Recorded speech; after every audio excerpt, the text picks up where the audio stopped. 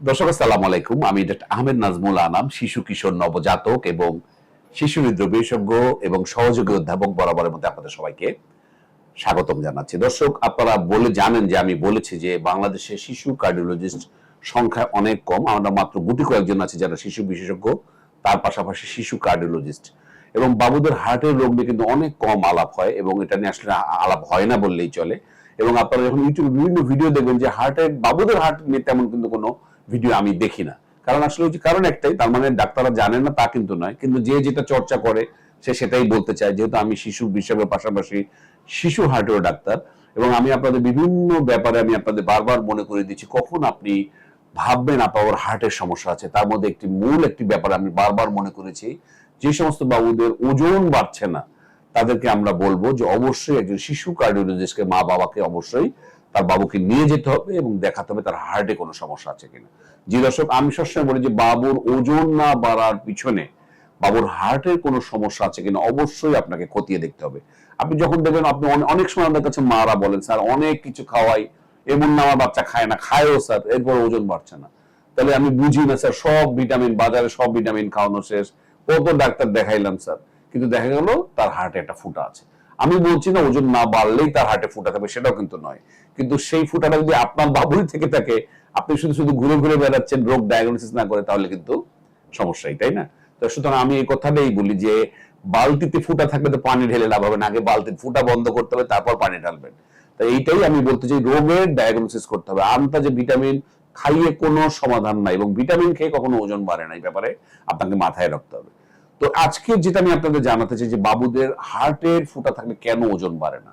তাহলে আমি বারবার বলেছি যে বাবুদের যদি হার্টের ফুটা থাকে, তাহলে বাবুরা কিন্তু খেতে কষ্ট হয়, বারবার শ্বাসকষ্ট হয়, দম নিতে কষ্ট হয়, এবং বাবুরা ঘামাতে থাকে, বাবুরা হাঁপিয়ে যায়। অনেক মা বাবা বলেন, স্যার ও মানে দুষ্টামি করছে, স্যার খেতে চায় না স্যার, কিন্তু আসলে কিন্তু ব্যাপারটা তা নয়।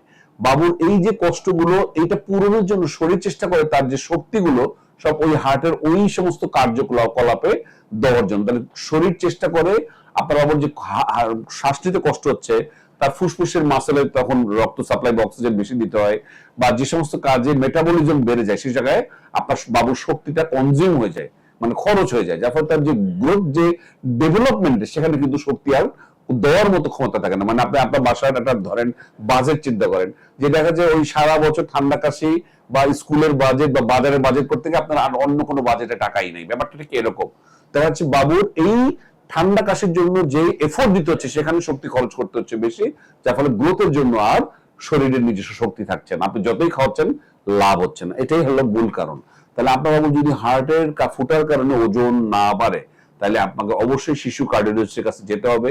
আপনি একবার যেয়ে দেখুন, উনি আপনাকে তো অবশ্যই আপনার পুষ্টি ব্যাপারে তো কথা বলবেন, যেমন আমি নিজে শিশু বিশেষজ্ঞ, আমি শিশুর ব্যাপারটা তো আমরা জানি। আর আপনি জানেন যে আমি সবসময় বলেছি যে বাবুদের ওজন, বয়স এবং ছেলে বা মেয়ে ভেদে কতটুকু ক্যালোরি ডিমান্ড, সেটা অনুযায়ী খাবারের তালিকা প্রয়োজন।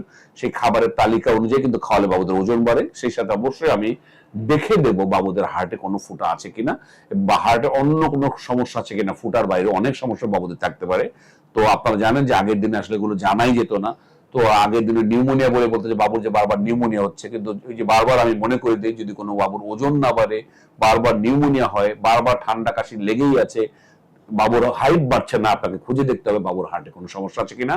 এবং সেটা একজন শিশু কার্ডিওলজিস্টের কাছে আপনি যাবেন, উনি আপনাকে ইকো করে বা প্রয়োজনীয় পরীক্ষা নিরীক্ষা করে বলে দেবেন বাবুর ওজন না বাড়ার সাথে হার্টের কোনো সংশ্লিষ্টতা আছে কিনা। দর্শক, আমি আশা করছি যে আমাদের যে ভিডিওগুলো আপনারা দেখছেন, এই যে পূর্ণাঙ্গভাবে আমি হার্টের উপর বিভিন্ন ভিডিও দিচ্ছি, সেগুলো ব্যাপারে আপনারা চোখ রাখবেন, প্রয়োজনে অন্যকে শেয়ার করবেন। আজ এ পর্যন্তই। পরবর্তী নতুন কোনো ভিডিও দেখার জন্য আমন্ত্রণ রইল।